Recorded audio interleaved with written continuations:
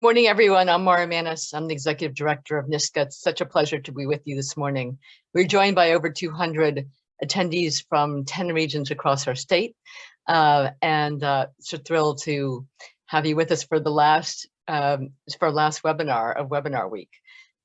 Before I start, I wanted to express our immense appreciation to Governor Cuomo and the New York State Legislature for their historic investment in the arts this year. It's $105 million to NYSCA, and we couldn't be more grateful. I also wanted to give a big shout out to our staff under the leadership of Megan White and Abigail Young. They have done a phenomenal job at reimagining our funding opportunities in response to our field and the times that we've been through. I also wanted to lastly thank both Abby Adler and Leah Capaporto for their incredible work as behind-the-scenes producers of our webinars this week. So to date, we've welcomed 1,000 attendees to our FY22 webinars, and it's been such a pleasure sharing our space with you. We'll be closing out Webinar Week with 4 virtual office hour sessions, and they are tomorrow. Please check our website for those registration links and more information. Today's webinar will be an overview of our FY22 Round 3 Support for Artists, and I know that we're all really pleased about the expansion of these opportunities for artists this year. Our Ariane and Fabiana are here to walk us through those opportunities, the eligibility, the timeline, and the pre-qualification. Many thanks to those of you who have submitted questions in advance. If you haven't already submitted questions and you want to do so, we ask that you hold those questions till the end of the presentation, because a lot of your responses you'll find in the slides that we're going to be included today. And also as a reminder, this webinar is being recorded and will be posted on our website, likely by the end of today, and we'll send you a link about the timing of that. I'm now pleased to introduce to you NYSCA staff members Ariane Blanco and Fabiana Rinaldi. And thank you guys, and welcome to the NYSCA stage. Thank you so much, Mara. And thank you everybody for joining us today. We're gathered here today to talk about support for artists. And I am pleased to be joined by Program Director Ariane Blanco. Ariane, where are you? There you go. Okay, many of you are familiar with him, friendly, familiar face. So as I said, I'm Fabiana Rinaldi. I'm a program officer at NYSCA, and I work with museums and electronic media and film organizations. I believe that we're going to be sharing some slides with you, so we're ready for the first slide.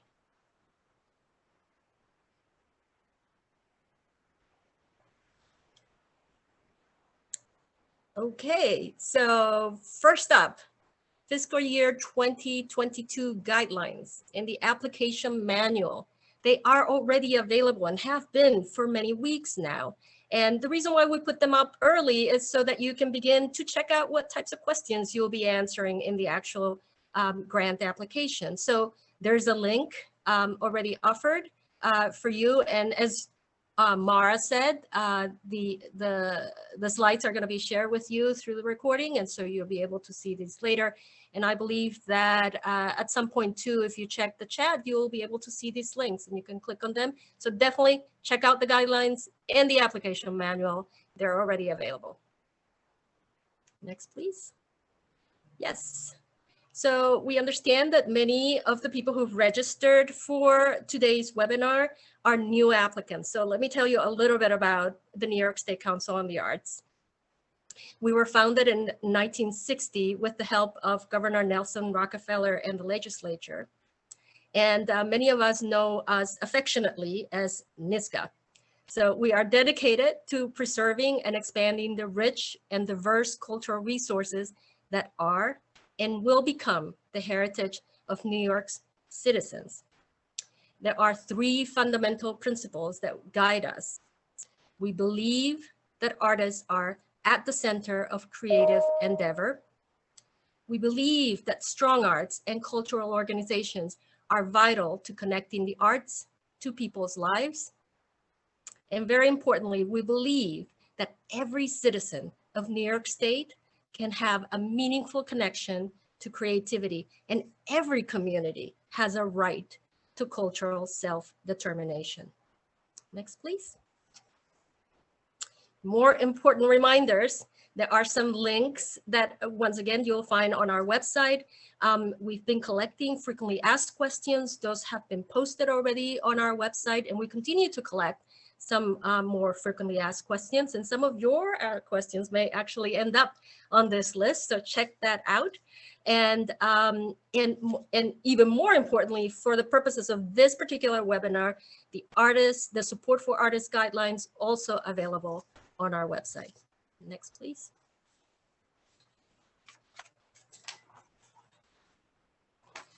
NYSCA. NYSCA has been supporting artists for a very long time. And there are two ways in which NYSCA has been providing support. That's just two of many other ways in which NYSCA has supported individual artists. The first one that I wanted to focus on is the Niskan Nifa Artist Fellowship Program. So for over 30 years, NYSCA has partnered with the New York Foundation for the Arts, also known as NIFA, to offer fellowships to artists in 15 different disciplines. So they have a set of guidelines, and those guidelines, I believe, will go up in the fall of this year. So you definitely should check that out if you're looking for support for artist creation. So the second opportunity that we want to talk to you about, and that's exactly what this webinar is for, is the Support for Artists opportunity that we're offering for fiscal year 2022. So artists may apply for a creative grant to NYSCA through a sponsoring organization. Remember, sponsoring organization, you're going to be hearing these terms a little bit more in the next few slides, and Ariane and I will tell you more about that. This year, we're really excited in that the categories, the areas, the discipline areas that are being funded have been expanded. We've gone from 4 different areas to 8. So this is a much larger umbrella house that we're offering in 2022. So those areas of support include choreography commissions, composer compositions, film media and new technology, folk and traditional arts, interdisciplinary, literature, theater commissions, and visual arts. Next, please. So support for artists, what do we want to accomplish with that? So first off, NYSCA recognizes that artists are at the center of creative endeavor. NYSCA is committed to providing opportunities for artists at all stages of their careers. Remember that, all stages. So that could be emerging, that could be somebody who's been at it for a while. So we're committed to supporting artists at all stages of their careers to continue to develop and present their work. In particular, this particular opportunity, we seek to enhance the vibrant and diverse artistic voices of New York State-based art makers. Invest in projects that represent significant growth in the artistic development of individual artists, and strengthen the relationships between individual artists and the artistic goals and mission of the sponsoring or commissioning organization as applicable. Next, please. More important dates. So the application opens July 19th. That's just in 4 days, to get ready. And the application portal closes September 1st, 2021. What's plain speak for application portal closing September 1st, 2021? That's the deadline. So we encourage you to try to work on this and even submit your information prior to the deadline to make sure that you make it in. Next, please. Pre-qualification. You might have heard this term before. You must be pre-qualified in New York State, in the New York State Grants Gateway online portal at the application deadline to be eligible for funding. Now, does this pertain to the artists? No, this pertains to the sponsoring organizations. So You'll be hearing more about the sponsoring organizations, the organizations that will actually be submitting the artist's proposal on behalf of the artist. So pre-qualification is important for the sponsoring organizations. Next, please. More about pre-qualification. So in order to be eligible for funding for fiscal year 2022, the sponsoring organization must be pre-qualified in the grants gateway by the application deadline. Now, what was that? September 1st. So any organization serving as a fiscal sponsor must be pre-qualified in the state in Grants Gateway in the online portal in order to be eligible for funding. And nonprofit organizations applying to NYSCA, even if only serving as a fiscal sponsor, you're not applying for anything else, but you're just serving as a fiscal sponsor. Yes, you still have to be pre-qualified to do business in the state of New York with the state of New York before you can compete for state grants. And this process allows nonprofits to address questions and concerns prior to entering the competitive bidding process. And there's definitely more information about pre-qualification, and it can be found in the section 8 of the application manual, and we're also providing a link there as well. Next, please.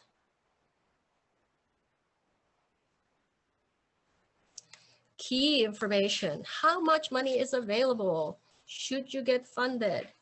The awards this year have been set to $10,000 per award. So per artist project, $10,000. The good news here is there's no matching amount required.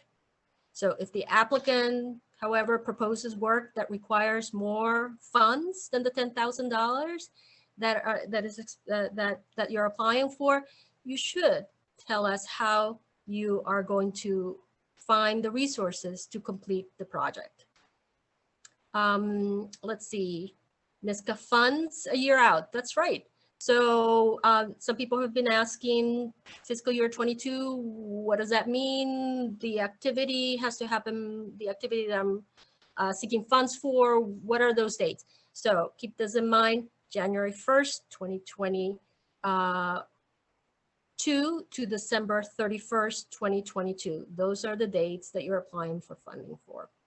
And certainly if you have questions, please contact our program staff in the discipline area most aligned with your artistic work. And you can definitely find our contact information on our website.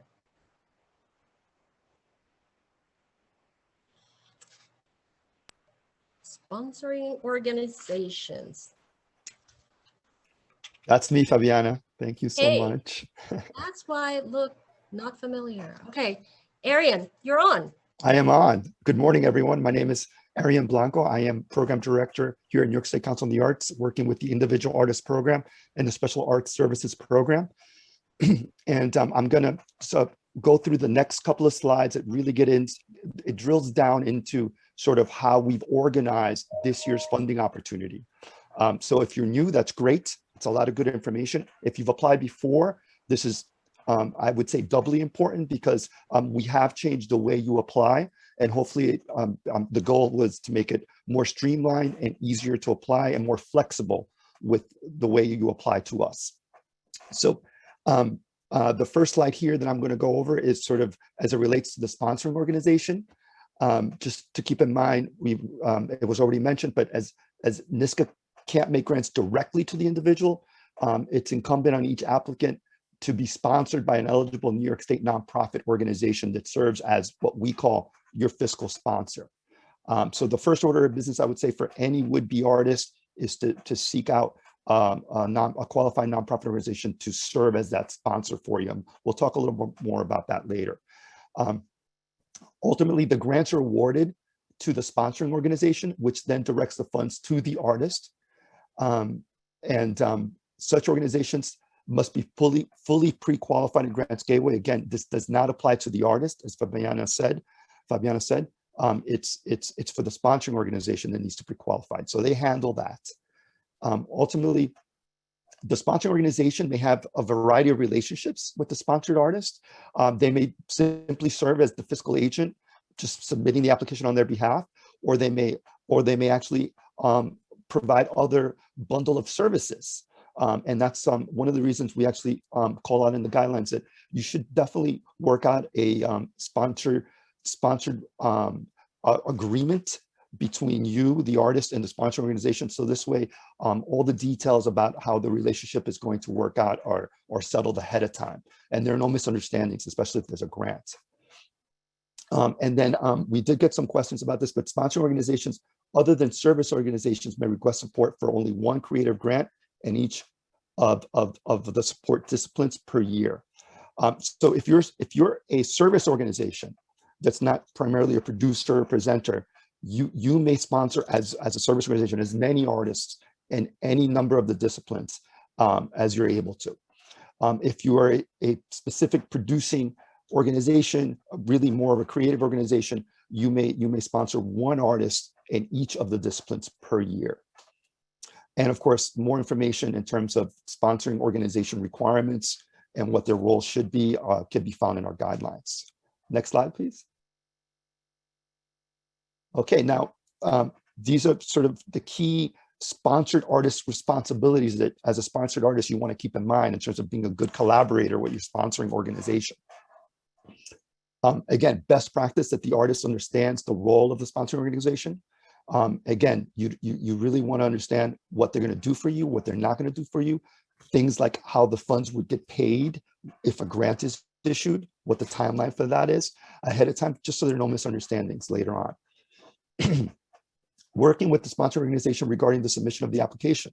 Again, at the end of the day, it is the artist who's submitting their application, and it's the sponsor organization that's doing the legwork, providing the information that's given by the artist to our portals and interacting with our portals to submit the application.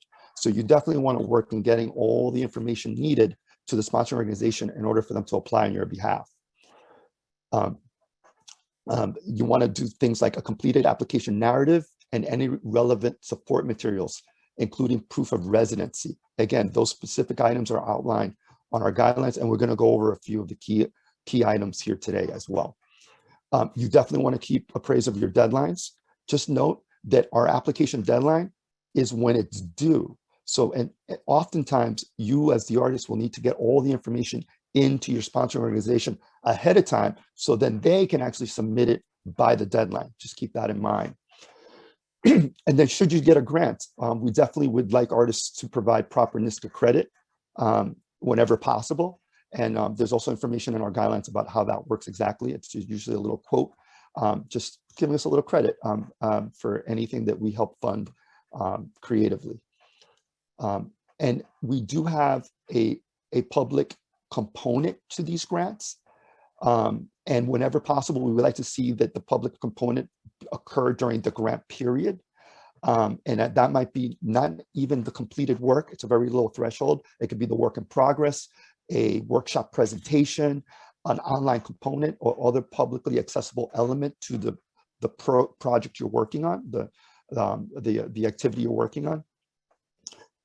In cases where you're developing the work in the year of the grant period and there's no public performance, but it's going to happen later on, that's certainly possible in those cases.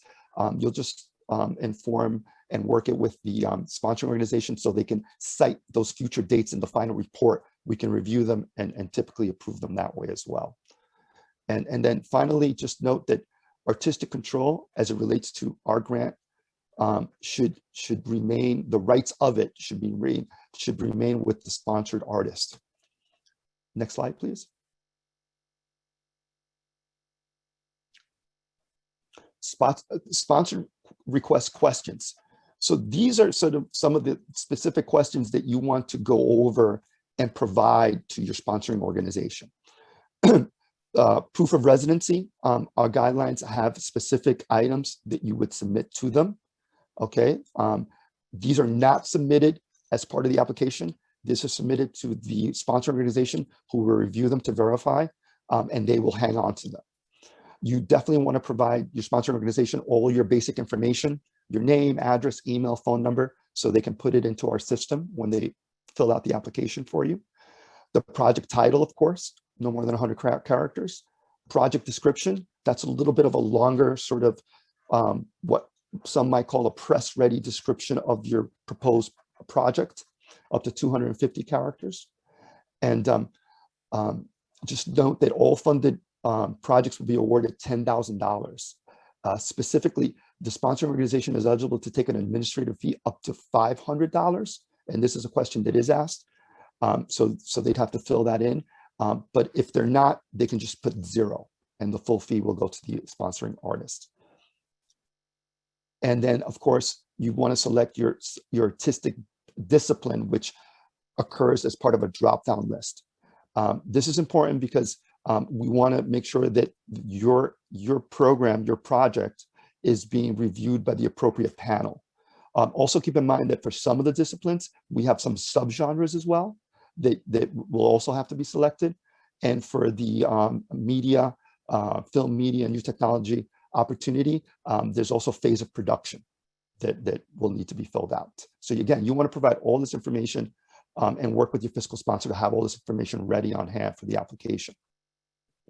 Along with one thing that's not listed here, and let's go to the next slide and I'll talk about that as well, is support materials.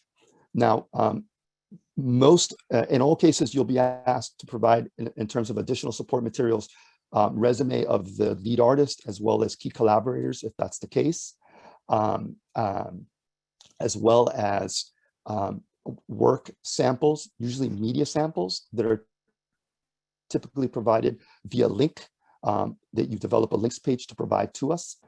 And then ultimately, the additional work samples depend on the actual discipline you're applying to the specific work samples. So you want to look at the guidelines to make sure you have all those materials gathered together as needed. The most key material is this one right here, which is your narrative questions response. For those of you who applied in the past, there is no longer a sponsored request form.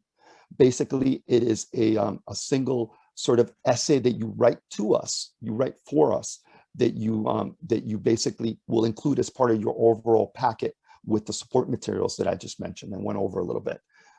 So all applicants need to provide, this is the first part of your support materials package, and it's a self-produced document. Again, there's no form anymore. And you speak to the following points as it relates to your proposed project. That includes the project title, just put that right on top. Then describe the project for which you're seeking support, including the work to be done in 2022. Provide a statement written by the lead artist, yourself, your own vision that describes the approach to the proposed project, as well as any key qualities or elements of the proposed project. Yep. And then the last one, the last two is just describe the work samples that you've provided and how they relate to the proposed project in some way. And then the last one, I'm sorry, is highlight how the individual or team possesses the experience to lead and successfully accomplish the project. Now, the way this is structured is it's 10,000 characters total that you have to address the various bullets. The great thing, the flexibility here, the great thing is you can allocate more text towards one or the other bullet, depending on your specific project. Now, in some cases, you might just do it as an overall essay, just sort of speaking to each of the points. You might want to create a header with each of these sort of bulleted questions and points, and then speak to them underneath. That's up to you.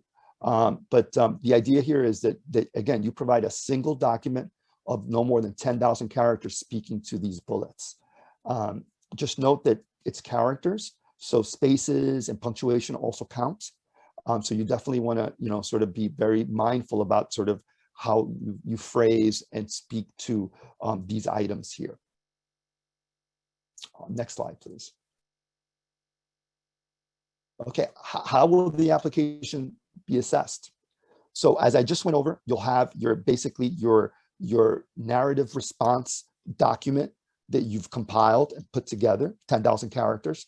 Below that, you will have put together all your support materials, which include your resume, includes your work samples or links to your work samples, whatever they may be, and additional support materials. And that's all bundled as a single multi-page PDF that's given to your sponsor organization that they will use along with the other information to submit your application on your behalf. So that's what's being assessed, right? And the way we're going to be assessing it is along these sort of criteria, specific elements of the one single all-encompassing criteria of creativity. So the panelists will consider the application questions and supporting materials based on this rubric here on a scale of 5 to 0. And obviously things like clear artistic vision, relevance to the artistic development of the artist, significance, distinctiveness, and innovative qualities of the proposed project, creative contributions to the discipline in which you're applying under, viability of the project's prospect for completion, and relationship and suitability of the project to the artistic goals and mission of the sponsoring or commission organization, if applicable. Key element here, 2 takeaways here that I want to just hit home is, in all cases, what we're looking to fund with these creative grants is the creation of new work. So really, new work is where you know the kind of things you want to be presenting to us in this opportunity and these opportunity areas. And ultimately, in that last bullet, in some cases, the sponsoring organization is tied to the project in some way, like a theater company commissioning a playwright to write a play that they're going to produce in the following year or something like that. But in some cases, the project is what we call an artist-directed request, where they're acting as the sole creator / producer of the project. So that's fine too. And that's the point there. Next slide, please. How will my application be assessed? Again, we've talked about the 0 to 5 scoring system. This is what they mean. This is just a quick recap. 5 being the highest, where you meet or exceed all benchmarks. 4 meets most benchmarks. 3 meets some benchmarks. 2 meets a few benchmarks. 1 does not meet any benchmarks, and 0 is usually when there's material deficiencies in the application, like questions weren't answered, key support materials wasn't even submitted, things like that. Just note that any request that rates or scores of 2 or lower, we cannot fund. As far as that goes, the way it works is we have a peer review panel process, and each of the panelists that are convened will rate the application individually, and then we do an average of the ratings of each of the peer panelists to get to your overall rating, which is what this would be based on, the decision that is for funding. Next slide, please.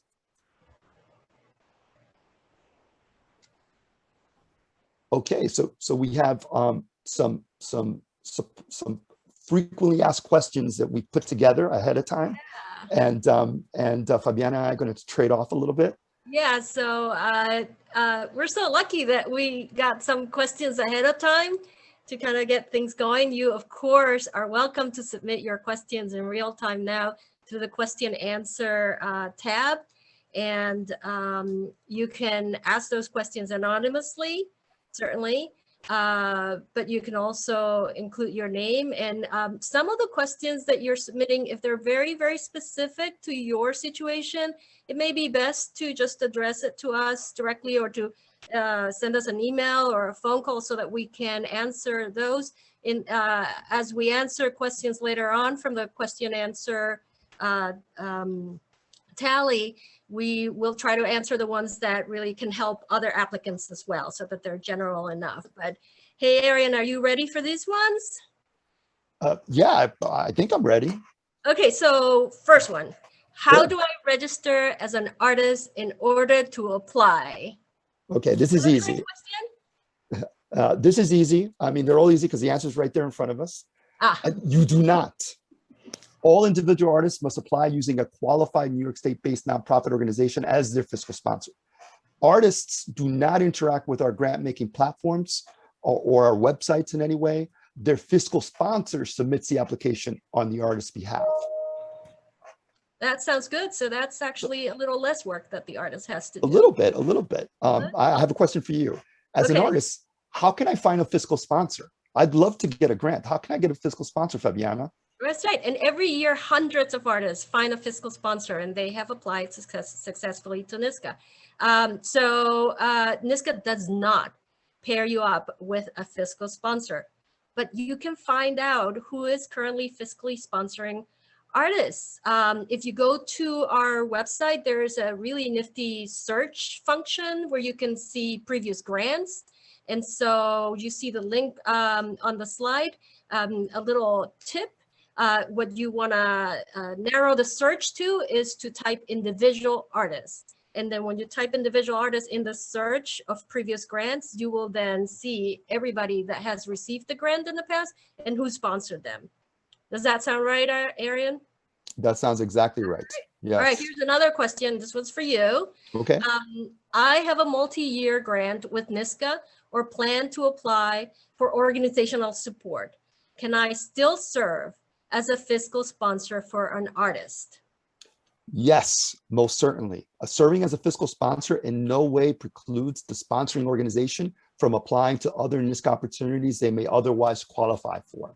So we really do consider this a service that any qualified nonprofit does when they're sponsoring an artist to our opportunities. So thank you for that. Next slide, please. Hey, Fabiana, I'm on the board or maybe on the staff of a nonprofit organization. Can this organization serve as my fiscal sponsor? Is that possible? That's a good one. So the answer is no. So the sponsoring organization will act as the custodian of the grant, and it would then constitute a conflict of interest should somebody affiliated with that organization also be an artist that wants to be supported through this grant. So, so the key thing is if the artist is on staff, on payroll in this organization, or if the artist is a board member, then the answer is no to this question. No, they cannot be sponsored by the nonprofit organization they're affiliated with. However, if the artist is, say, on a consulting relationship with them, then they can. Right, and in some cases, I know, for example, orchestras do payroll their musicians, but if it's something where it's really just an artist-centric role where the artist has no say in the administrative operations or oversight of the organization, that can be okay too. If you have really specific questions about how big of a deal this is in your case, please, I do encourage you to call and ask. We certainly don't want this to be a barrier. But I think that's the answer on those. Thank you, Fabiana. Well, there's one more question here. Okay. Pre-submitted questions. I applied last year under the individual artist program. That's what the name was for it last year. Can I apply this year to the support for artists opportunity? What do you think about that, Ariane? The answer is no, as the sit-out rule still applies to both the lead artist and the project, and the sit-out rule will also be applying to those applying this year. So there's a continuity that stays in place. But that being said, I do want to encourage everyone in this meeting and in this webinar to look at our other opportunities that we offer that you can apply to as well. First of all, we have this great resource there at called the New York Media Arts Map. Basically, this is specific to media artists and media organizations. That basically is hosted by Wave Farm on our behest, and they offer all sorts of information about services as well as organizations, media organizations that offer those services, and specifically, and that's what's earmarked here, is there's a funding opportunity section that's an aggregator of media specific grant opportunities that you can search for. Again, unrelated to NYSCA, just in general. It's a great resource for those media artists seeking funding. Also, Wave Farm has their own re-grant opportunities as well. And that's the link there that they also provide. Again, funded from NYSCA and administered by them. And then for theater artists, we do have another re-grant opportunity through Art New York. And they offer a number of opportunities beyond our re-grant opportunity as well. And that tab for all their funding opportunities is their number 3. And then finally, Nifa. We did talk about Nifa in the beginning with our signature partnership with the Artist Fellowships. But they also offer, and that's why that's here in this particular tab, a number of other grant opportunities unrelated to the NYSCA re-grant opportunity. Again, another resource for artists to avail themselves. And then finally, local statewide community grant partners that we work with throughout New York State that serve the individual counties at the county level. Also, many of them offer grant opportunities to individual artists as well. The key there is it's tied to your county of residency. And that's the re-grant partner you want to work with, the one that serves the county you live in. Okay, fantastic. Next slide. Who should I contact if I have more questions?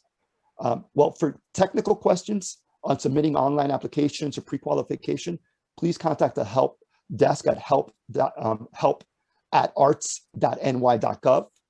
For opportunity-related questions, please contact the program staff in the area most aligned with your artistic discipline. We have a link here to our list of all our staff members here on the slide here. And then finally, just keep in mind and be mindful, we do get a lot of volume of inquiries, and we suspect even more so this year. So in order for us to be able to guarantee that we get back to you before the application deadline, we ask that you please submit any questions you might have at least 2 weeks before the deadline. And also note that we can't do review of draft applications for feedback that way, but we can certainly speak to folks and act as a sounding board, especially if there are multiple projects that you might be considering to apply under, to see which one might be the better fit. And we're always happy to sort of soundboard with you along those lines as well. All right. So we want to get to your questions, but before we get to those, just wanted to remind you that we've been recording these webinars, and they are available on our website. Also, we will be holding office hours tomorrow. So definitely sign up for those in the same way that you signed up for this particular webinar. So that's going to be a Zoomathon. I love that, Zoomathon. Who came up with that?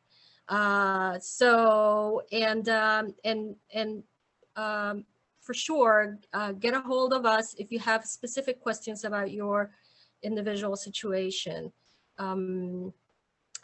So how about we get to some of the questions that were sent out? Ariane, are you ready for that?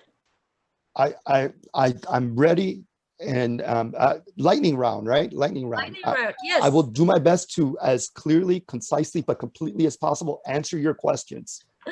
My goodness, we wouldn't want it any other way.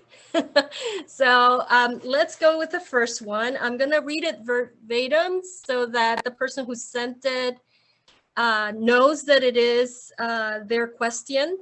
And then I might even try to rephrase it so that you can answer it, right? So the first question we received was this one.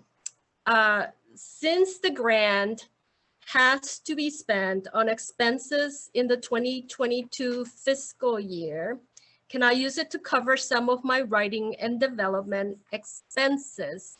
If I were to reword this, so the grant covers expenses January 1st, 2022 to December 31st, 2022.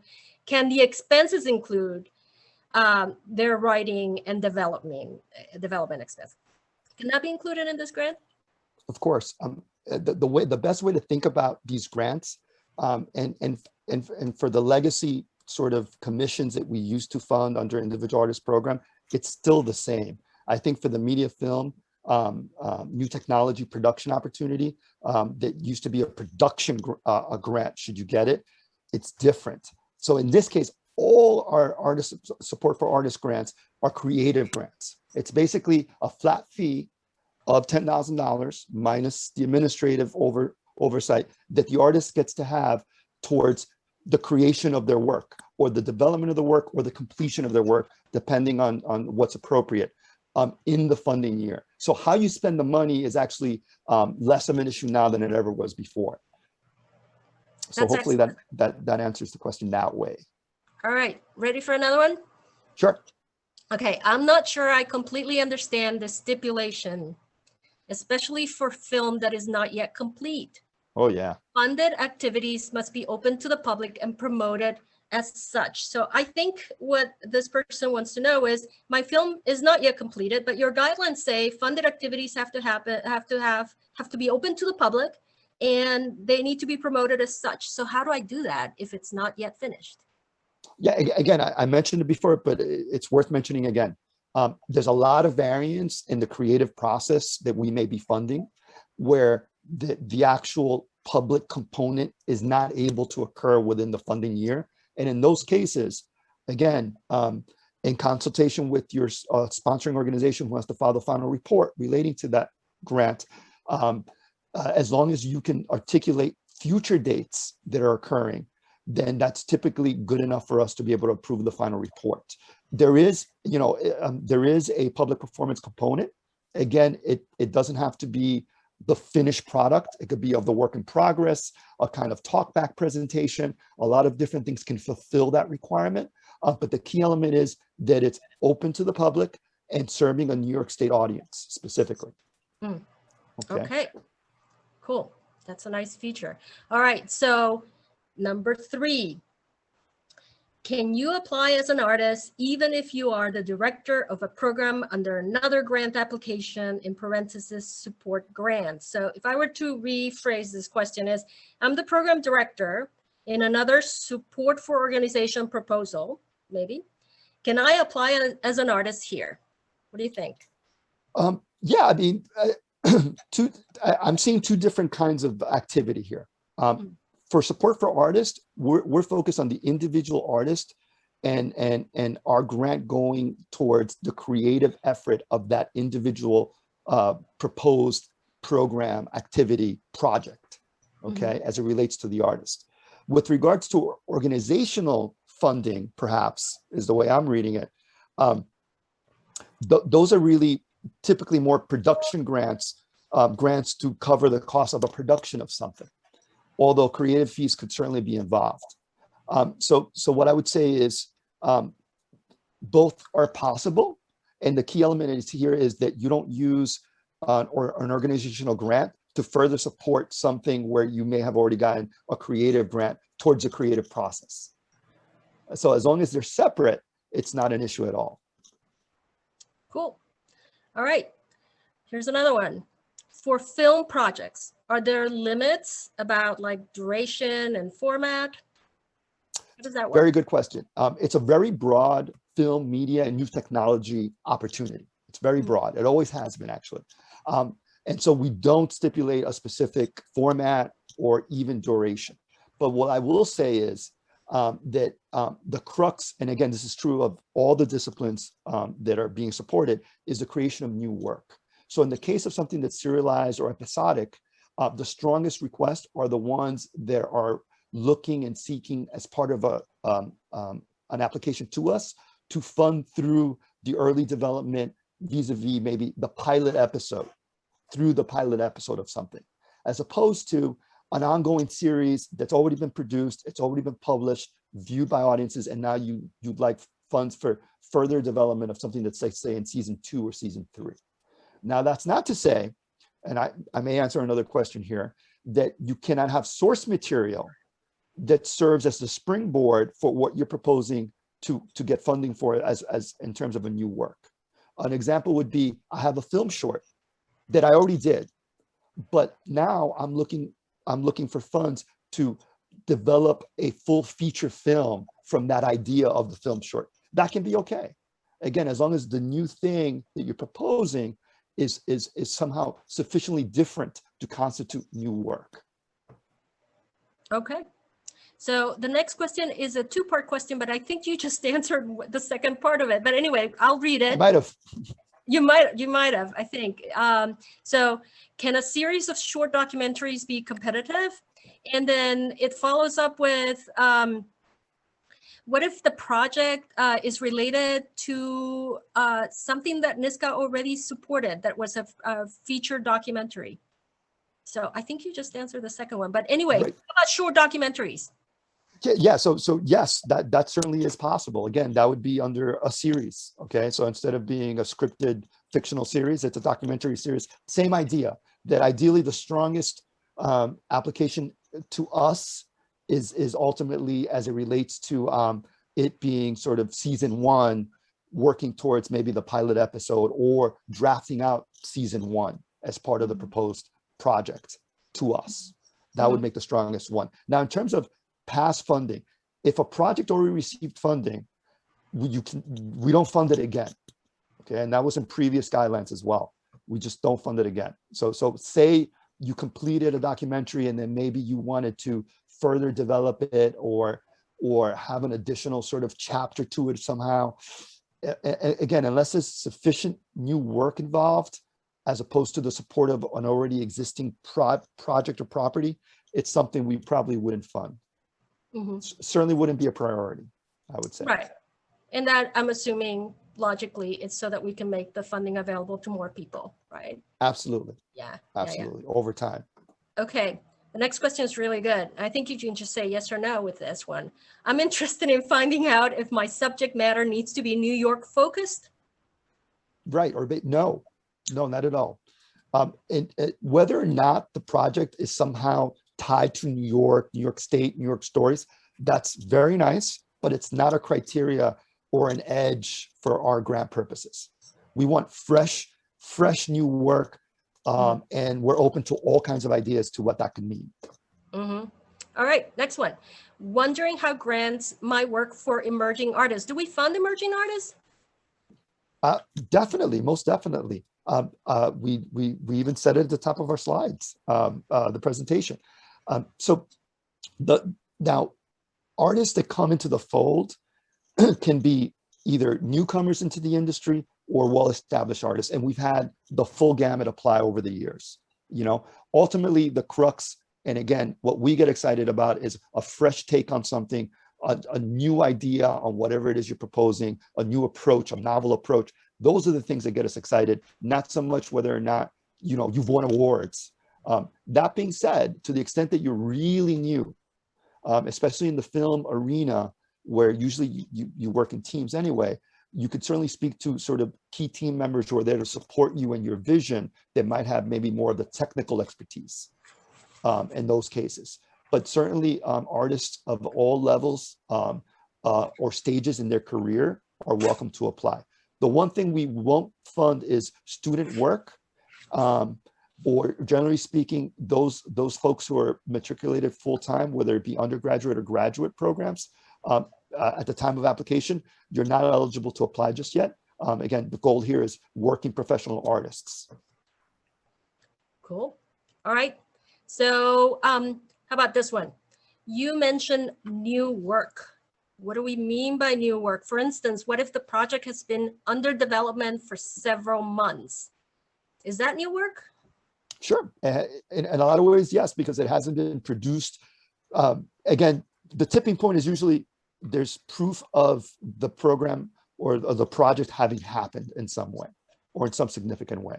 So the idea that, listen, we have a schedule for, our contract period, for example, but the creative juices are flowing all the time. They're constantly in flux. And we really want to be mindful of that and get behind the most exciting projects that are in that mix. And certainly projects will be at different levels of completion as part of a request to us, and that's okay. All right. Hey, Ariane, I think I can take the next one. I'm getting my sea legs here. All right. Can't wait to hear the answer. The question. I don't even know the question. I'll volunteer for this one. Is, may an organization sponsor more than one artist? Okay, so the answer is, it depends. So if you're a service organization, yes, there's no limit to how many artists you can sponsor. But if this is an organization that is not a service organization, you can only do one artist of each of the following artistic areas. So one choreography commission, one composer composition, one film media and new technology artist, one folk arts, folk and traditional arts, one interdisciplinary, one literature, one theater commissions, one visual arts, one of each max. But if you're a service organization, and if you don't know if you're a service organization, reach out to us. How did I do with that? Perfect. Better than I tried to explain it a few slides ago.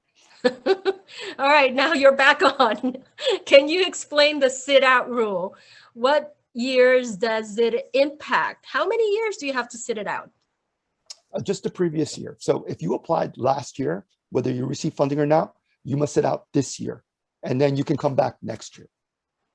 And the spirit of that is really to offer, we have ultimately very limited funds, and it's really to offer everyone the opportunity to compete successfully for those funds. Also, so folks really think about how competitive their request is at this point in time, because it might be worth sitting out this year to apply next year and get it, instead of applying this year with something that's not quite as strong, and now you have to sit out next year. So there's some strategy involved as well. Again, the goal here is to really receive the most viable requests from the field.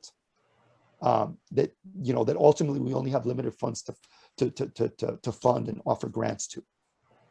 We always get more applications than we have funds to give. Correct. Actually, that wouldn't be the case. But and I suspect this year even more so with our expanded disciplines that we're looking to provide funds for. Yep. So what's my feedback here? Mm. If it's about applying this year or next year, really think about how competitive it is right now.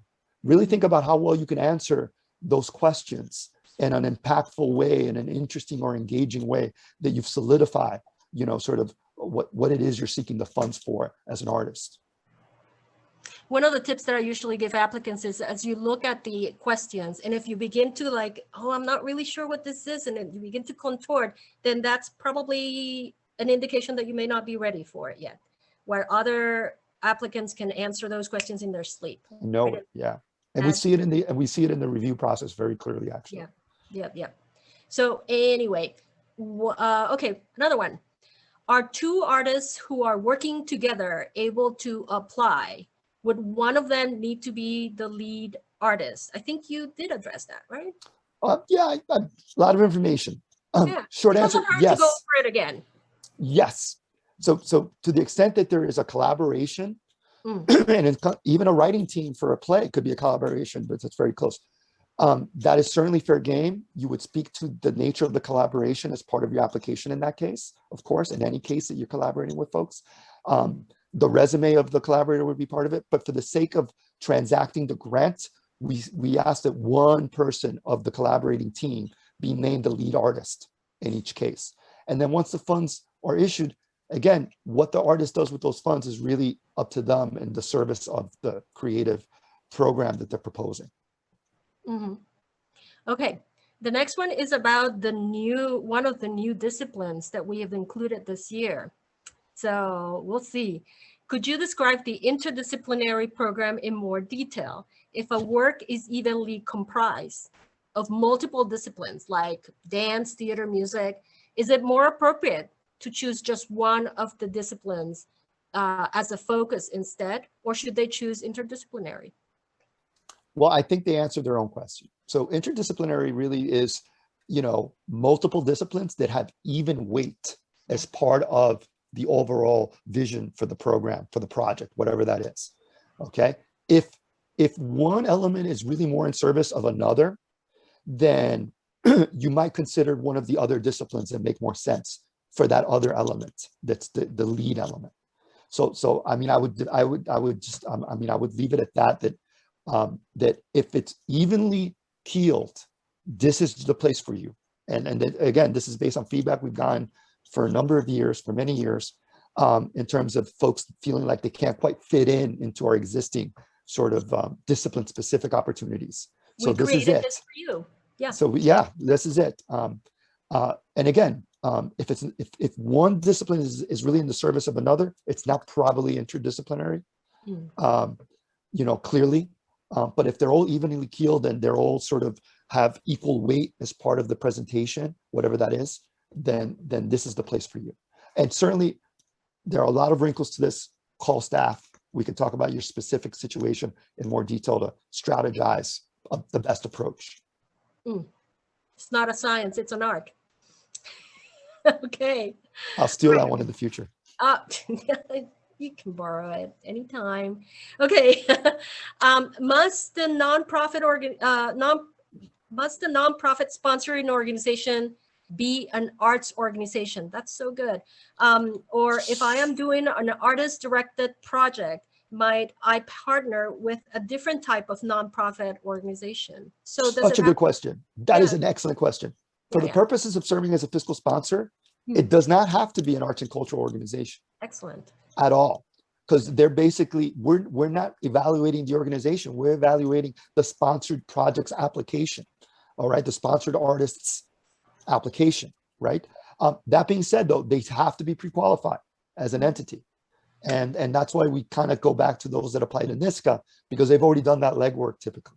So even if they're only acting as a fiscal sponsor, the entity still needs to go through the pre-qualification process, Mhm. which for a new pre-qualification application, it could take a little bit. So you want to start that now.